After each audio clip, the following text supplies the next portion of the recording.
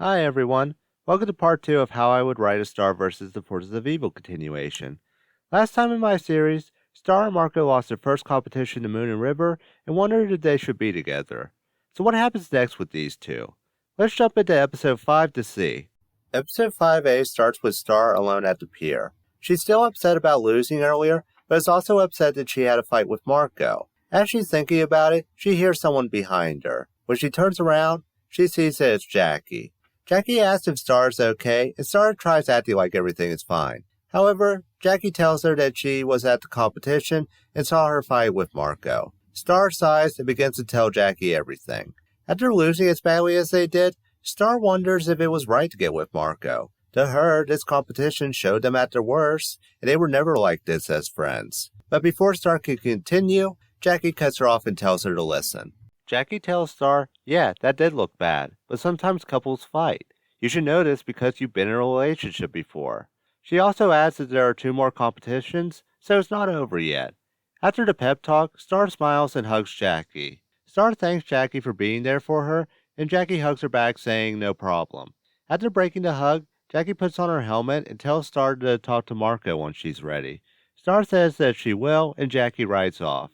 The episode ends with Star taking a seat and watching the ocean. So my reasoning behind making Jackie the one to comfort Star was more to put them together in a scene. Jackie was the most underutilized character in my opinion, and I hate that she disappeared after breaking up with Marco. I also felt like we didn't get enough Star and Jackie moments in the series, so I wanted to make one in my version.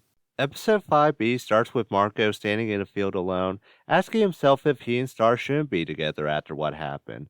Before he could think more about it, Kelly shows up and starts attacking him. He asks why she's attacking him, and Kelly replies, we haven't had our weekly sparring match yet. He tries to protest, but Kelly just continues to attack.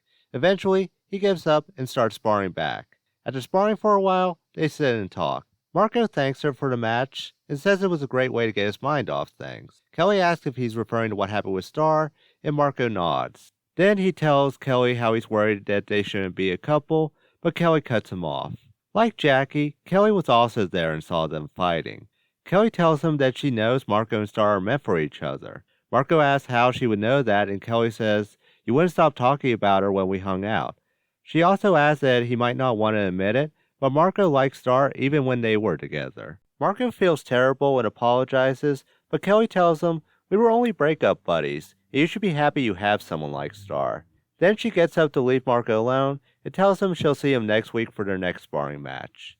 The episode ends with Marco pulling out his phone and dialing someone's number. It rings a couple times before it finally stops. We hear Star saying, hello? I picked Kelly because she and Marco did grow closer together throughout the series. Also, I wanted to add some closure to something I disliked in Season 4. During Season 4, Kelly and Marco got together and then broke up off screen. I may not ship them together, but I do think fans deserve closure on why the both of them broke up. Episode 6A starts with Star, Marco, Jana, and Tom on a double date. Star and Marco are a bit nervous being on a double date, but they're trying to make up with each other. Meanwhile, Tom and Jana deny it's a double date since they're not dating. Either way, they decide to spend the day at the beach. Since they're at the beach, Tom asks if everyone wants to play volleyball. Of course, everyone says yes, and Star teams up with Marco to take on Tom and Jana. But unfortunately, as the game starts, Star and Marco are having a difficult time. Both of them are trying, but Tom and Jana just seem to be better. Eventually, Star starts to get agitated with how bad things are going, and is ready to explode. However, Marco notices and calls a timeout. Marco tells Star she needs to breathe and calm down. Star is ready to explode, but remembers what happened the last time she did that. Star says she doesn't know what they're doing wrong, and Marco tells her they need to start working as a team. Star nods, they get back to the game. Star and Marco start working more as a team and make a comeback. Eventually the score is tied, and the next point wins. Both teams go back and forth, with Star close to getting the game-winning shot. However, Janet jumps at the right time and gets the point instead. While Janet and Tom celebrate, Star and Marco talk to each other. Even though they lost, Star smiles and tells Marco, at least we're finally working as a team. Marco smiles as he hugs her and says he's happy about that. As they're hugging, the same woman who took their picture from Season 4 comes up to them and says she took another one of them. As they take the photo, they look at how happy they are in it. Star and Marco thank her, and she hands them another photo. She says she got a shot of the other couple and points at Tom and Jana. The episode ends as we see Tom and Jana hugging as they celebrate. Episode 6B would have Eclipsa, Globgor, and Marco's parents on a double date, while Star and Marco watch their kids. They go to a restaurant where Marco's parents like to go, and they run into a couple that Raphael and Angie know. They introduce their friends to Eclipsa and Globgor, and their friends are terrified. While we know Globgor isn't evil, most people would probably be scared when they first see him. After all, he is a monster, and the people of Earth aren't used to being around monsters. However, Raphael tells them that he's an okay guy, and they should give him a chance. He then asks if they will join them, and they say yes since Raphael is vouching for Globgor. As they sit at their table, Globgor tells them more about himself, like how he can grow into a giant, and they're still terrified. However, they see that he's a vegan when they start to order.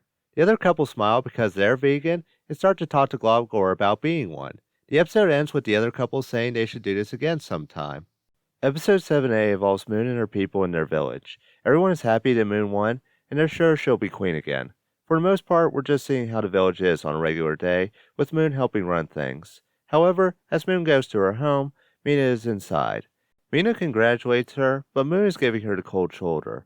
Finally, Moon asks what she wants, and Mina offers to help her win the next competition. Moon says she doesn't need her help and can take back the crown without her. Moon also adds that she'll never trust her again because Mina's crazy. The episode ends with Mina walking off mad and Moon looking in the mirror trying to reassure herself. Episode 7B is kind of a crazy one, but hear me out. Star and Marco are at a racing event in Muni that Eclipsa is hosting. I'll get to why she's hosting it in a minute. At the race, some of Mina's people are protesting and trying to stop monsters from going in.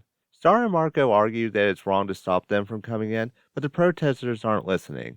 As this is going on, one of the drivers sees this and goes to get security.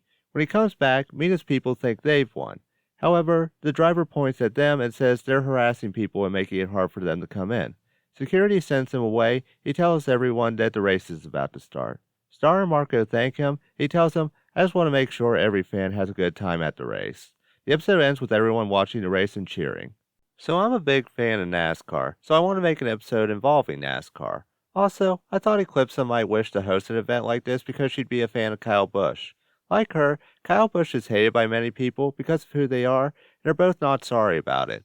Also, I thought it would be funny to put Kyle Busch in the Snickers car, since one of the sponsors on his car in the past was Snickers. Episode 8 is another half-hour episode dedicated to the second competition. It starts the night before with Star on the roof looking at the sky.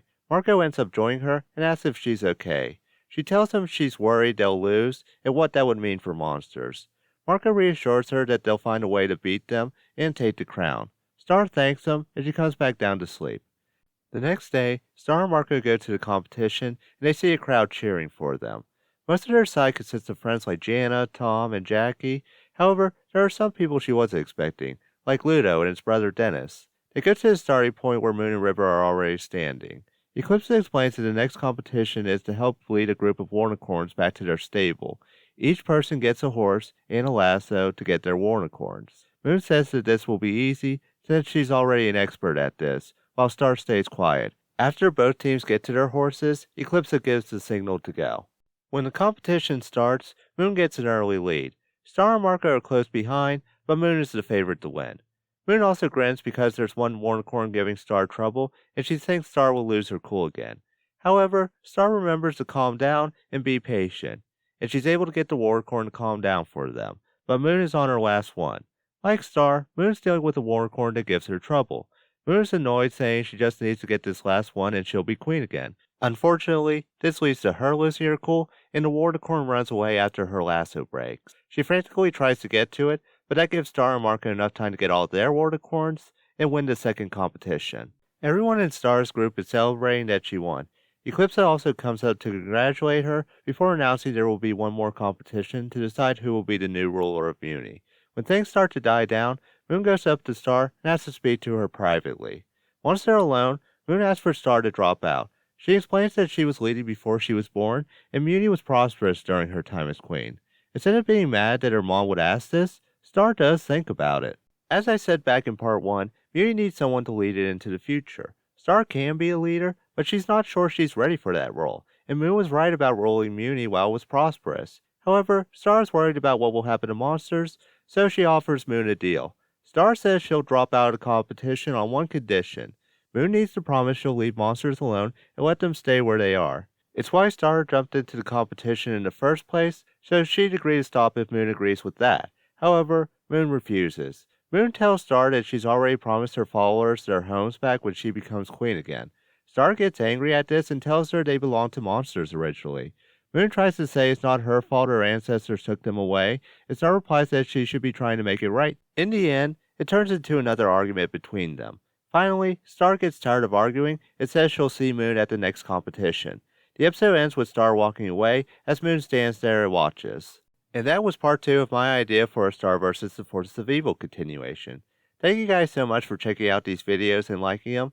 The previous video got 5 likes, so I will write out the first 4 episodes on my fanfic account once I get the chance. Since we hit 5 likes last time, I'll write these 4 episodes if this video hits 10 likes. If you'd like to see my original writing, check out my book on Amazon, Roxy Kitsune and the Desert Vixens. The link to that and my other social media accounts will be in the description. Don't forget to subscribe if you enjoyed this video, and check out more of my content, such as my Toradora review. I'm Marco Strange. Stay safe, stay strange.